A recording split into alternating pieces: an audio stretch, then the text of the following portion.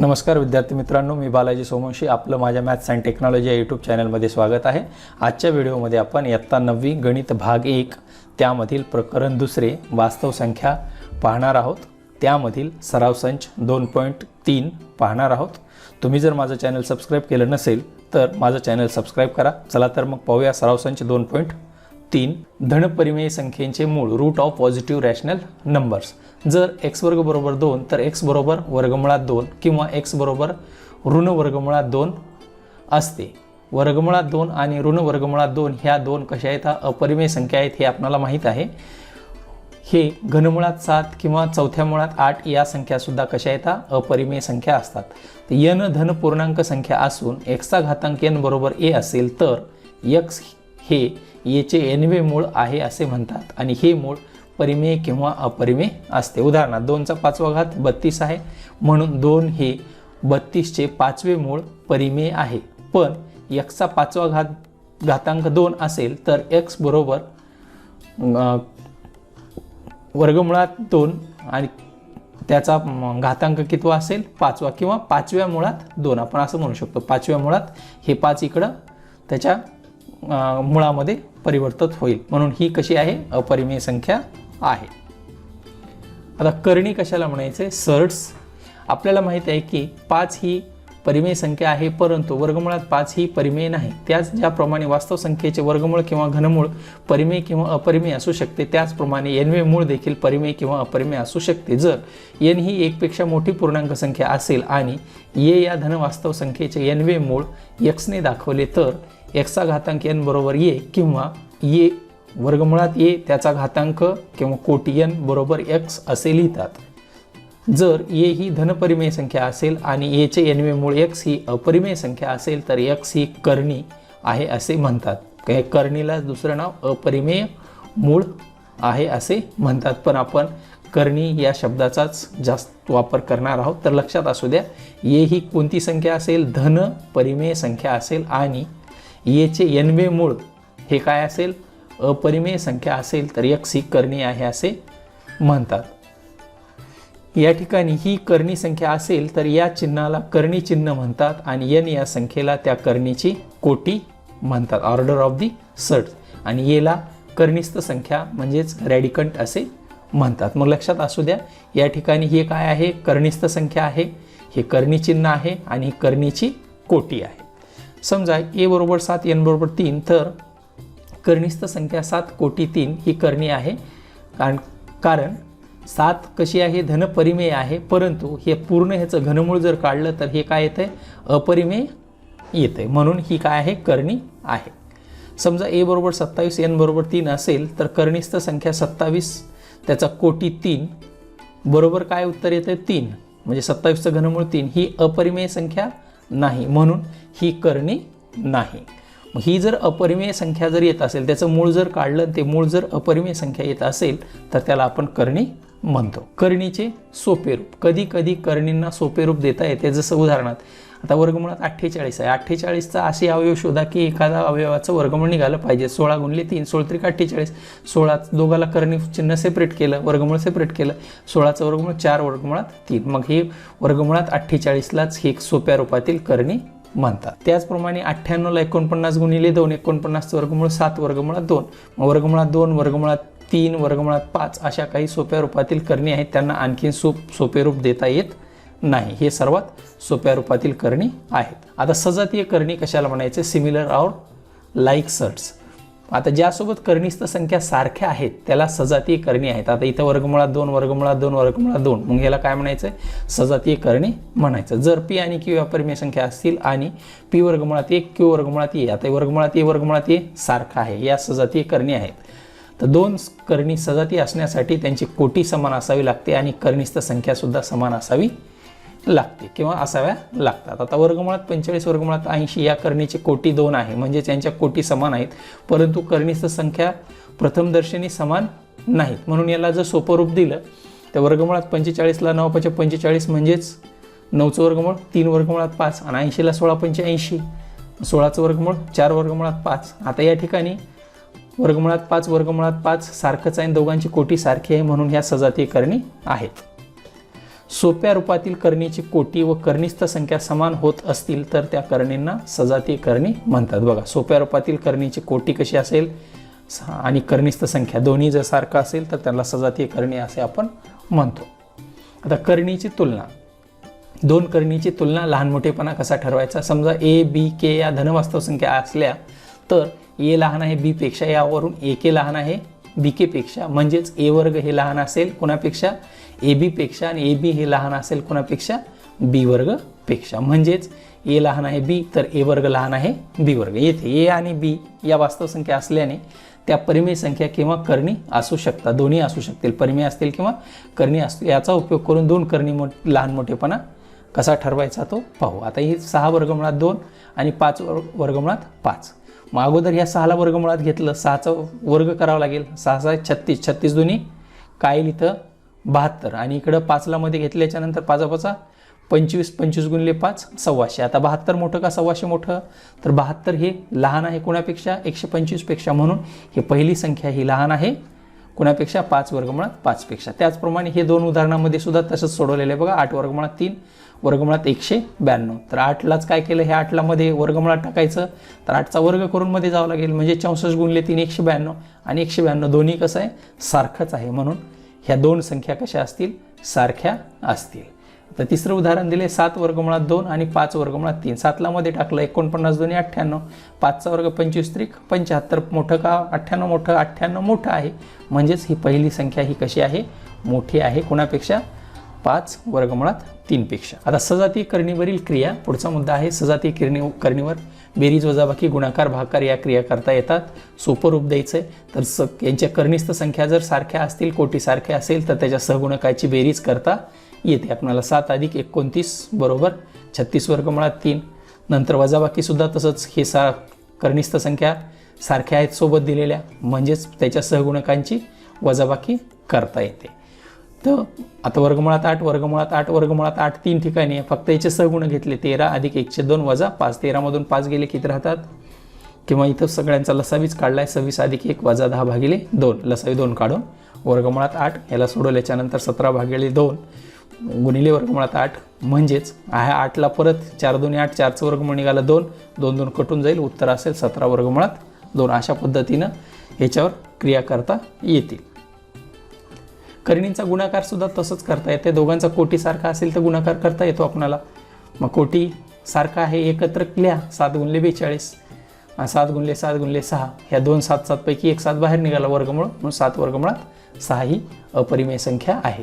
करणींचा भागाकार सुद्धा याच पद्धतीनं 125 भागिले वर्गमुळात 5. आता 125 दोघाला एकच चिन्ह ठेवलं, 125 भागिले 5 म्हणजेच 5 5 25, आणि 25चं वर्गमूळ निघाल 5, ही काय आली, परिमेय संख्या मिळाली. त्याचप्रमाणे वर्गमुळात 50 गुणिले 18, तर 50चे अवयव 25 गुणिले 2, आणि 18ला 9 गुणिले 2, दोघांचे वर्गमूळ निघाले 5 त्रिक 15 गुणिले वर्गमुळात 2 गुणिले 2 2, म्हणजेच 15 2 30.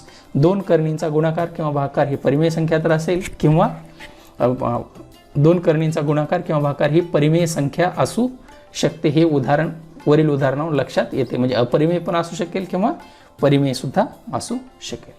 करणींचे परिमेयीकरण, रॅशनलायझेशन ऑफ सर्ट. आता दोन करणींचा गुणाकार परिमेय संख्या येत असेल तर त्यापैकी एका करणीस दुसऱ्या करणीचा परिमेयीकरण गुणक असे म्हणतात. दोघांचा जर गुणाकार किती आला, परिमेय संख्या आला, वर्गमुळात 2ला जर वर्गमुळात 2 न गुणलं तर काय मिळतंय, 2 वर्गमूळ कटून जाते, म्हणून वर्गमुळात 2चा परिमेयीकरण गुणक वर्गमुळात 2 आहे. दिलेल्या करणीचा परिमेयीकरण गुणक एकमेव नसतो. एखादी करणी दिलेल्या करणीचा परिमेयीकरण गुणक असेल तर तिला शून्यत्तर परिमेय संख्येने गुणून येणारी करणी सुद्धा दिलेल्या करणीचा परिमेयीकरण गुणक असते. आता छेदाचे परिमेयीकरण करण्यासाठी परिमेयीकरण गुणकाचा उपयोग होतो. कोणत्याही संख्येचा छेद परिमेय संख्या असणे सोयीचे असते, म्हणून छेदाचे परिमेयीकरण करतात. म्हणजे छेदाला जर अपरिमेय संख्या आली तर तिला परिमेय संख्येमध्ये रूपांतर करता येतं. तर सराव संच 2.3, पुढील करणींच्या कोटी सांगा. आता या ठिकाणी करणी संख्या दिल्या, त्याच्या प्रत्येकाच्या कोटी सांगायच्यात. आता इथं कोटी ही काय असते, आपली करणी संख्या, आणि इकडे जी संख्या लिहिलेली असते ती कोटी. कोटी किती असेल, इकडं सगळ्यांच्या कोटी. आता याची कोटी 3, याची कोटी, आता 5 सहगुणक आहे, ज्याची कोटी काहीच नसते म्हणजे किती असते, 2. इथं कोटी आहे 4, इथं कोटी काही नाही म्हणजे 2, इथं किती आहे 3, हे आपल्याला माहिती आहे. कोणत्या संख्या करणी आहेत ते सांगा. आता इथं 51चं घनमूळ काढायचं आहे. करणी आहे का? होय, ही करणी आहे. कारण 51चं घनमूळ आपल्याला काढता येत, जर काढलं तर ती काय येणार आहे? अखंड आवर्ती संख्या मिळते. म्हणजेच ती काय असेल, आणि ह्याचं उत्तर काय येतं? परिमेय संख्या येते. आणि सगळ्याचं उत्तर परिमेय संख्या आलं म्हणजेच ती करणी आहे. किंवा मूळ कसं येतं? अपरिमेय संख्या येते. आता 4 वर्गमुळात 16 येईल का? हे 4 वर्गमुळात 16 कोटी 4 वर्गमुळात 16. 16ला कसं लिहू शकतो आपण? 2 गुणिले 2 गुणिले 2 गुणिले किती वेळेस? 4 वेळेस. 1 2 3 4 वेळेस. आणि 2चा चौथा घात किती आहे हो? 2चा चौथा आणि इथला कोटी 4 म्हणजेच किती येईल? हे बरोबर उत्तर असेल. किंवा 16चे चौथे मूळ असं न लिहितात. 16चं कितवं मूळ? चौथं मूळ 2. म्हणून हे करणी असेल का? करणी नाही. करणी नाही. नंतर 81चं 5वं मूळ. करणी 81चं 5वं मूळ निघते का? नाही निघत. म्हणून ही करणी आहे. करणी आहे. 256चं वर्गमूळ माहिती आहे आपल्याला. वर्गमुळात 256. 16चा वर्ग किंवा 256चं वर्गमूळ 16. म्हणून ही करणी नाही. हे सुद्धा. आता 64. 64चं 3रं मूळ किंवा 64चं घनमूळ माहिती आहे आपल्याला. 4चा वर्ग किंवा 4चा घन जर केला तर 4 चौक 16 16 चौक 64. म्हणून हे काय येते? याचं उत्तर 4. म्हणून हे करणी असेल का? करणी नाही. आता हा थोडासा संदिग्ध वाटणारा प्रश्न आहे, पण संदिग्ध नाही. आता 22/7 म्हणजे पायची किंमत आपण अंदाजे घेतो. पाय ही काय आहे? अपरिमेय संख्या आहे. पण 22/7 ही अपरिमेय आहे का? नाही. 22/7 ही कशी आहे? परिमेय संख्या आहे. पण याचं वर्गमूळ जर काढलं तर ते काय येतं? अपरिमेय येते. म्हणजे ह्याचं उत्तर अपरिमेय येते. म्हणून ही करणी आहे. नाहीतर तुम्हाला बऱ्याच जणाला प्रश्न पडेल, पायची किंमत आपण 22/7 जी घेतो ती अंदाजे किंमत घेतो. ॲक्युरेट किंमत आहे का? ती ॲक्युरेट किंमत नाही. म्हणून ही करणी आहे. प्रश्न 3. खालील जोड्यापैकी कोणत्या करणीच्या जोड्या सजाती व कोणत्या विजाती आहेत हे ओळखा. आता सजाती म्हणजे सारख्या. आता आपण काय करू? सुरुवातीला वर्गमुळात 52. याला काय लिहिता येतं? एखादं वर्गमूळ निघणारं 4 गुणिले 13. 13 चौक 52. आणि 4चं वर्गमूळ 2 वर्गमुळात 13. मग आता इथं ही 52ची किंमत आली 2 वर्गमुळात 13 आणि दुसरी 5 वर्गमुळात 13. म्हणून ह्या करणी कशा असतील? 5 वर्गमुळात 13, 5 वर्गमुळात 13, 5 वर्गमुळात 13 आणि 2 वर्गमुळात 13. आहे का सारखं? सारखं आहे. वर्गमुळात 13 वर्गमुळात 13. म्हणून ह्या करणी कशा येतात? सजातीय आहेत. सजातीय आहेत. दिलेल्या करणी सजातीय आहेत. त्याचप्रमाणे इथं आता 68ला आपण लिहू शकतो. 68ला कितीने भाग जातो बघा? 4ने भाग द्यायचा. 4चं वर्गमूळ निघते म्हणजे 4 गुणिले 17. आणि 4चं वर्गमूळ 2 वर्गमुळात 17. मग 5 वर्गमुळात 3 आणि 2 वर्गमुळात 17. सारख्या आहे का? इथं करणीस्थ संख्या 3 आहे, इथं करणीस्थ संख्या 17 आहे. म्हणून ह्या करणी कोणत्या येतात? सजातीय नाहीत. म्हणजेच विजातीय आहेत. कोणत्या येतात? विजातीय आहेत. सजातीय नाहीत म्हणजेच विजातीय आहेत. आता 4 वर्गमुळात 18, 7 वर्गमुळात 2. तर 4 वर्गमुळात 18ला आपण असं लिहू शकतो. 18ला काय लिहिता येते? हे 4. 18चा 9 दुनी 18. हे 4 गुणिले 9चं वर्गमूळ 3 वर्गमुळात 2 म्हणजे चारित्रिक 12 वर्गमुळात 2. हे एक मिळालं. आणि दुसरं काय आहे? 7 वर्गमुळात 2. म्हणून 4 वर्गमुळात 18 आणि 7 वर्गमुळात 2 ह्या कशा येतात? सजातीय करणी आहेत.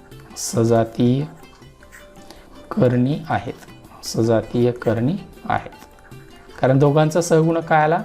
वर्गमुळात 2 वर्गमुळात 2 वर्गमुळात आहेच की. ह्या 4 वर्गमुळात 18लाच आपण असं लिहू शकतो. नंतर 19 वर्गमुळात 12, 6 वर्गमुळात 3. मग याला सोडवून घेऊ आपण सोपं रूप. 19 वर्गमुळात 12ला 19 वर्गमुळात चारित्रिक 12. 4चं वर्गमूळ निघेल 19 गुणिले 4चं वर्गमूळ 2 वर्गमुळात शिल्लक राहिलं 3. 19 दुनी 38 वर्गमुळात 3. मग आता इथे वर्गमुळात 3 आहे, इथं वर्गमुळात 3 आहे. म्हणून ह्या 2 कशा करणी येतात? सजातीय करणी आहेत. सजातीय करणी आहेत. सजातीय करणी आहेत. दिलेल्या दोन्ही पण सजातीय करणी आहेत. नंतर 5 वर्गमुळात 22, 7 वर्गमुळात 33. 5 वर्गमुळात 22ला वर्गमूळ निघते का? ह्याचं बघा काय लिहू शकतो? 11 दुनी 22. वर्गमूळ निघतच नाही. हे जशाच तसंच ठेवू. आणि 7 वर्गमुळात 33. 7 वर्गमुळात 33. ह्याचं काही अवयव वर्गमूळ निघत आहे का? वर्गमूळ 11 तरी 33 आणि किंवा 11 दोन्ही 22, त्याचा काहीच फरक पडणार नाही. म्हणजे हे जशाच तसे आहेत. तर ह्या कोणत्या करणी येतात? विजातीय करणी आहेत. कोणत्या? विजातीय करणी आहेत. विजातीय करणी आहेत. सजातीय आहेत का? नाहीत, म्हणजेच विजातीय आहेत. आता इथं 5 वर्गमुळात 5 वर्गमुळात 75. वर्गमुळात 75ला आपण काय लिहू शकतो? सोप्या रूपामध्ये 25 त्रिक 75 आणि 25चं वर्गमूळ 5 वर्गमुळात 3 आणि इथं किती आहे? 5 वर्गमुळात 5, इथं 5 वर्गमुळात 3. दोन्ही सजातीय आहेत का? नाहीत, म्हणून ह्या कोणत्या असतील? विजातीय करणी आहेत. विजातीय करणी आहेत. कारण सारख्या सहगुणक आलेत का इथं? नाहीत. प्रश्न 4, खालील करणींना सोपे रूप द्या. तर सोपे रूप द्यायचं आहे वर्गमुळात 27. वर्गमुळात 27ला काय लिहिता येईल आपल्याला? सोपं रूप द्यायचं आहे. हां, वर्गसंख्याच लिहा एखादा 27चा. 9 त्रिक 9 दुनी 18, 9 त्रिक 27. 9चं वर्गमूळ 3 वर्गमुळात 3, हेच असेल त्याचं सोपं रूप. मग आता इथं वर्गमुळात 50 बरोबर 50ला आता वर्गमूळ आहे म्हणजे एखादा वर्ग अवयव लिहा त्याचा. 25 दुनी 50 आणि 25चं वर्गमूळ 5 वर्गमुळात 2, हे असेल त्याचं सोपं रूप. नंतर वर्गमुळात 250. वर्गमुळात 250ला काय लिहिता येते आपल्याला? मग 25 भाग जातो का बघा? 25 किंवा त्याच्यापेक्षा आणखीन दुसऱ्या मोठ्यात मोठ्या संख्येनं 25 तर जातोच. किंवा 25 दुनी 25 10 250. 25 गुणिले 10 आणि 25चं वर्गमूळ 5 वर्गमुळात 10. 10चं वर्गमूळ निघते का आणखीन? किंवा एखादा वर्ग अवयव नाही निघत, म्हणून 5 वर्गमुळात 10 हे त्याचं सोपं रूप असेल. तर वर्गमुळात 112. वर्गमुळात 112. तर 112चे असे अवयव शोधा की त्याचा एखादा वर्गमूळ निघालं पाहिजे. 16च्या पाड्यात येते का बघा? 16 सके 96, 16 सत्ती 12 16चं वर्गमूळ 4, इथं वर्गमुळात 7. नंतर 168. आता हे वर्गमुळात 168. 168ला अशा कितीनं भाग जातो का बघा? 4ने भाग जातो. 4 चौक 16, 4 चौक 16, 4 भाग देतो आपण. कितीचा भाग असेल मग? हां, 4 चौक 16, 4 दुनी 8. परत या 42ला 4 गुणिले 6 7 42 किंवा आणखीन दुसरं कितीचा भाग बसतो? 42ला बघा, हे बरोबर आलं का? 4 दुनी 8, 4 चौक 16. हां, मग 42चा आणखीन वर्गसंख्या 4 जातो का भाग? याला नाही जात. 9 जातो का? नाही. 9च्या नंतर 16ने भाग जातो का? 16च्या नंतर 25ने. मग आता जाईल का इथं कशाचा भाग? 4 गुणिले 6 गुणिले 7 जाणार नाही भाग.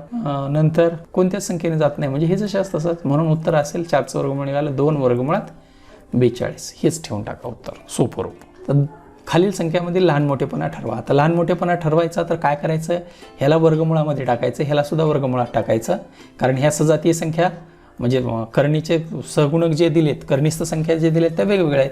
मग 7 वर्गमुळात 2लाच कसं लिहिता येईल आपल्याला? मग वर्गमुळात 7चा वर्ग गुणिले 2 म्हणजेच 49 गुणिले 2 बरोबर वर्गमुळात 198. आणि दुसरा आहे 5 वर्गमुळात 3. ह्याला काय करावं लागेल? 5चा वर्ग ह्याला वर्गमुळामध्ये टाकतोय आपण, म्हणजे 5चा वर्ग गुणिले 3. 5चा वर्ग 25 गुणिले 3 बरोबर किती येते? वर्गमुळात 75. मग आता 198 आणि वर्गमुळात 198 हे कसं आहे? मोठा आहे कुणापेक्षा? वर्गमुळात 75 पेक्षा. दोघांचं वर्गमूळ काढून टाकलं तर लक्षात येते ना, 198 मोठा आहे 75 पेक्षा. म्हणून काय असेल? 7 वर्गमुळात 2 हे मोठं आहे 5 वर्गमुळात 3 पेक्षा. दुसरं उदाहरण. आता याचं काही वर्गमूळ निघते का बघा? 200 वर्गमुळात 247 आणि दुसरी वर्गमुळात 274. त्याच संख्या दिल्यात. 274चं वर्गमूळ निघत नाही, 247चं वर्गमूळ निघत नाही.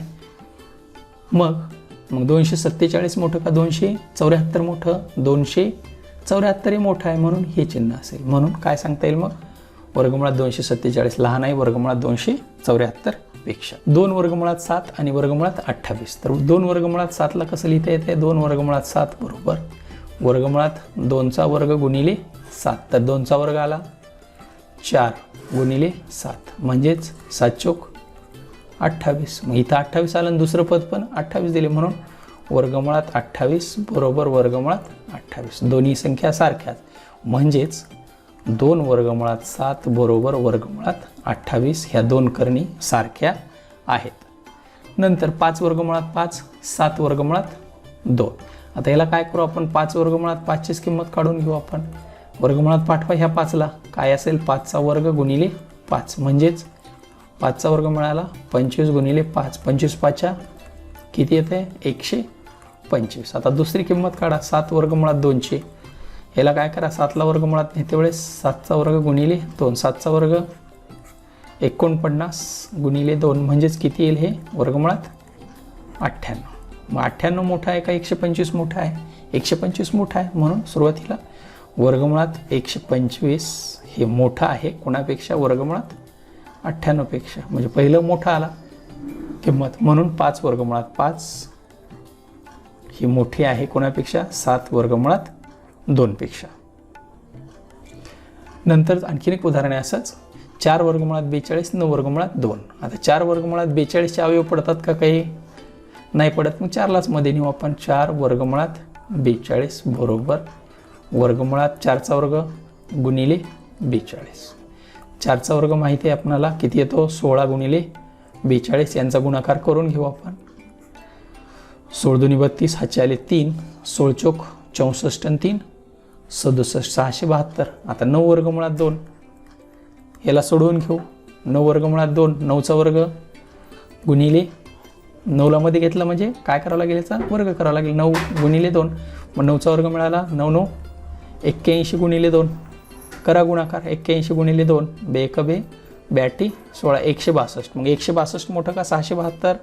मग वर्गमुळात 672 हे मोठं आहे वर्गमुळात 162 पेक्षा. म्हणजेच आपलं उत्तर काय असेल 4 वर्गमुळात 42 हे मोठं आहे कुणापेक्षा 9 वर्गमुळात 2 पेक्षा. 5 वर्गमुळात 3 आणि 9. आता 5 वर्गमुळात 3ला सोडवून घेऊ. वर्गमुळात 5चा वर्ग गुणिले 3 म्हणजेच 5चा वर्ग 25 गुणिले 3 बरोबर 25 त्रिक 75. मग आता 9ला कसं लिहिता येते आपल्याला वर्गमुळात 9चा वर्ग म्हणजेच याचा वर्गमूळ नव्हतं ना आपल्याकडं वर्गमुळात टाकलं. 9चा वर्ग किती येतो 81. मग 81 मोठं का 75? तर 81 मोठा आहे म्हणून वर्गमुळात 75 हे लहान आहे वर्गमुळात 81 पेक्षा. म्हणजेच 5 वर्गमुळात 3 हे लहान आहे 9 पेक्षा. त्यानंतर 7 आणि 2 वर्गमुळात 5.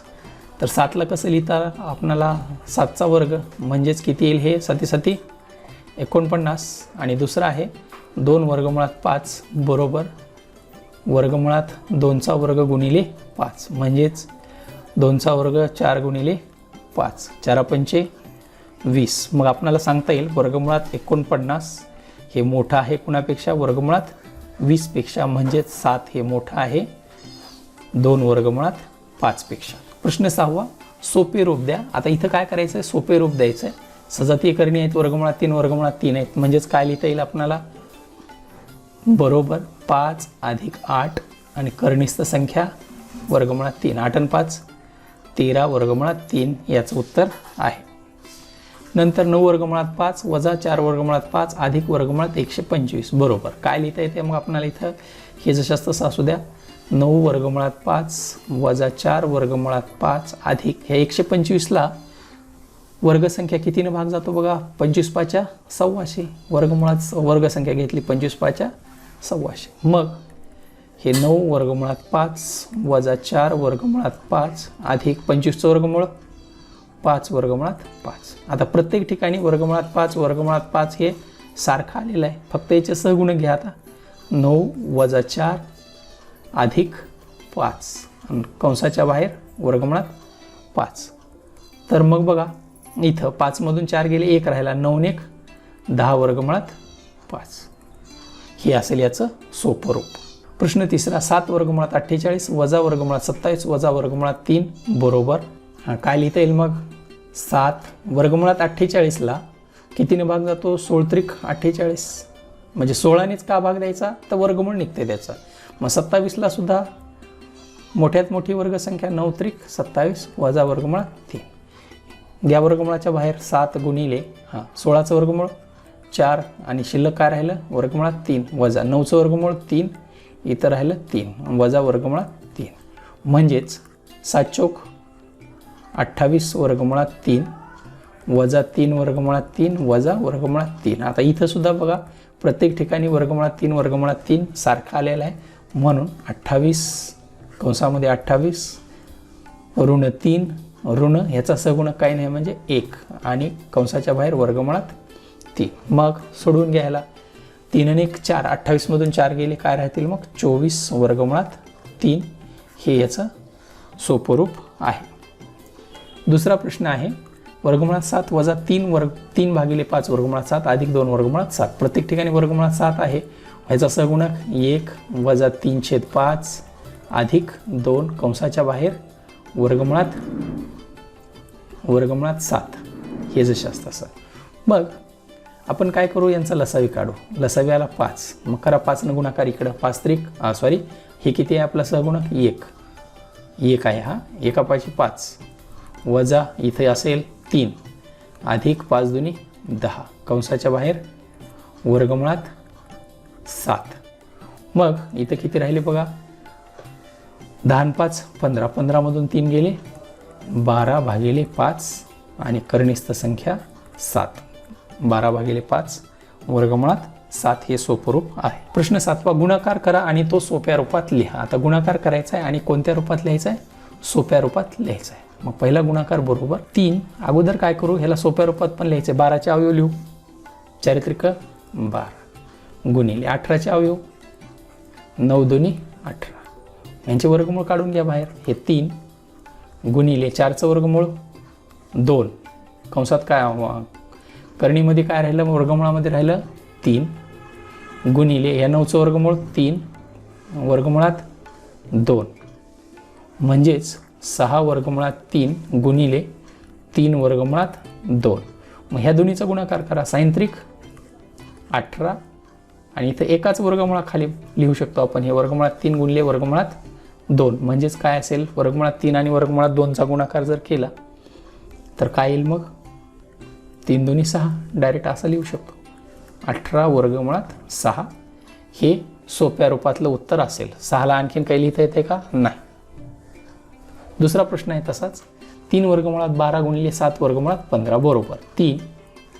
मग 12चे अवयव लिहा वर्गमूळ निघणारा 4 त्रिक 12 गुणिले 7 या 15चे काही वर्गमूळ निघते का बघा वर्गमूळ तर निघत नाही. मग ठीक आहे जसे असतं 15 ठेवा किंवा 5 गुणिले 3 किंवा 15च ठेवा पण काही अडचण नाही. पुन्हा नंतर वर्गमूळ काढू पण हे 15 जसे असतं तसं वर्गमूळ निघत नसेल ठेवून टाका तसं 3 गुणिले 2 वर्गमुळात 3 गुणिले 7 वर्गमुळात 15.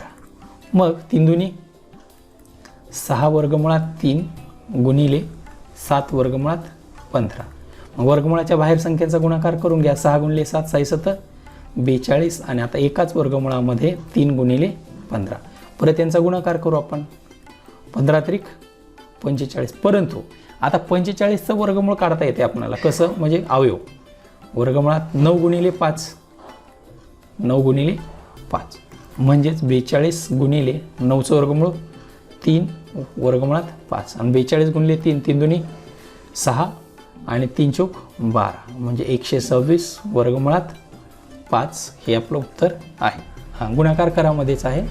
परत काय करता येईल तर गुणाकार 3 वर्गमुळात 8 गुणिले वर्गमुळात 5 म्हणजेच 3 वर्गमुळात किती येईल 8 पंचे 40.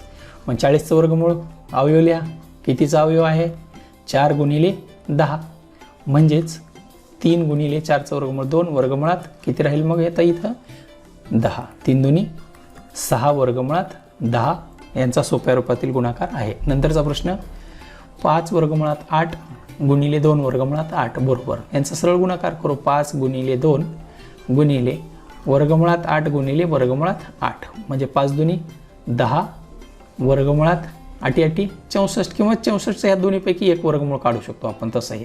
तर 10 गुणिले 8 ह्या दोन सारख्या जोडीपैकी एक घेतला तरी चालेल आणि 10 8 80 आणि ह्याचं उत्तर काय आलं परिमेय संख्या उत्तर मिळालेलं आहे. भागाकार करा आणि तो सोप्या रूपामध्ये लिहा. आता या ठिकाणी काय करायचं, भागाकार करायचा आहे, सोप्या रूपात लिहायचं आहे. मग बरोबर ह्याला आपण असं लिहू शकतो, वर्गमुळात 98 भागिले वर्गमुळात 2 बरोबर. ह्याला दोन्हीला एकच वर्गमूळ घेऊ, 98 भागिले 2 एकत्र करू शकतो, दोघांचा कोटी सारखा आहे. मग भाग दिल्यावर 2 भाग दिल्यावर कितीचा बसेल, 98 भागिले 2 म्हणजेच 49 आणि 49 वर्गमूळ निघालं 7. मग सोप्या रूपात उत्तर आलं आणि हे काय आलं, परिमेय संख्या मिळाली. तर त्याचप्रमाणे वर्गमुळात 125 भागिले 50, मग याला सुद्धा आपण असं लिहू शकतो, वर्गमुळात 125 भागिले वर्गमुळात 50 म्हणजेच एकाच वर्गमुळामध्ये 125 भागिले 50 कितीने भाग जातो, 25 न, 25 दुनी 50, 25 पाच्या 125 बरोबर. वर्गमुळात दोन्हीकडे भाग दिला ना आपण, 5/2 किंवा याला सेपरेट वर्गमुळात 5/2 असं उत्तर लिहिता येईल. प्रश्न तिसरा, वर्गमुळात 54 भागिले वर्गमुळात 27 म्हणजेच याला आपण असं लिहू, वर्गमुळात 54 भागिले वर्गमुळात 27 दोघांचा कोटी सारखा आहे म्हणून एकच वर्गमूळ घेतलं, 54 भागिले 27. इथं भाग जातो, कितीचा भाग बसेल बघा, 27 का 27, 27 दुनी 54 म्हणजेच वर्गमुळात 2 हे आपलं उत्तर आहे, वर्गमुळात 2. नंतरचा प्रश्न, वर्गमुळात 310 भागिले 5 बरोबर. वर्गमुळात 310 भागिले वर्गमुळात 5 म्हणजेच ह्याला एकाच वर्गमुळामध्ये 310 भागिले 5, 5 भाग जातो का बघा, जाईल भाग, कितीनं, 5 30, 1 उरला, 5 दुनी 10 बरोबर येते का बघा गुणाकार. मग आता 62 मिळालं, 62 यावेळी परत एकदा गुणाकार भागाकार चेक करून बघा, 5 30, 1 उरला, 5 दुनी 10 पूर्ण भाग बसलेला आहे. 62चं वर्गमूळ कितीनं भाग जातो का ह्याला, 62ला एखाद्या वर्गसंख्येचं बघा 4नं भाग जातो का, नाही जात, 9नं नाही जात, 16नं नाही जात, नंतर 16च्या नंतर 25नं नाही, 25च्या नंतर 36, 36 दुनी किती येते 72, पण इथं किती आहे 62 आहे, म्हणून हेच उत्तर आपलं असणार आहे. तर छेदाचे परिमेयीकरण करा. छेदाचे परिमेयीकरण करा म्हणजे छेदस्थानी जी संख्या आहे तो छेद आपल्याला ठेवायचा नाही. मग वर्गमुळात 3 भागिले वर्गमुळात 5, तर याला दोन्हीकडे येणंच गुणाकार करा, वर्गमुळात 5 इकडं पण वर्गमुळात 5 दोन्हीकडे. तर हा गुणाकार केल्यावर इथं काय असेल, 3 वर्गमुळात 5 आणि वर्गमुळात 5 वर्गमुळात 5च्या ऐवजी वर्गमूळ निघून जाईल, मग उत्तर असेल, म्हणजेच ह्याला असे लिहू शकतो 3/5 गुणिले वर्गमुळात 5. आता या ठिकाणी छेदस्थानी अपरिमेय संख्या राहिली का, नाही.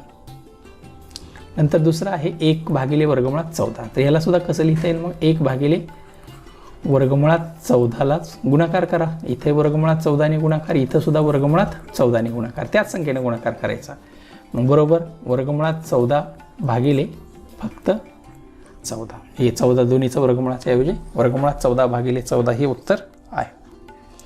नंतर 5/7, 5/7ला सुद्धा तसंच 5 भागिले वर्गमुळात 7, तर गुणिले वर्गमुळात 7, इथं सुद्धा गुणिले वर्गमुळात 7 म्हणजेच 5 वर्गमुळात 7 भागिले ह्या 2 7 पैकी 1 7.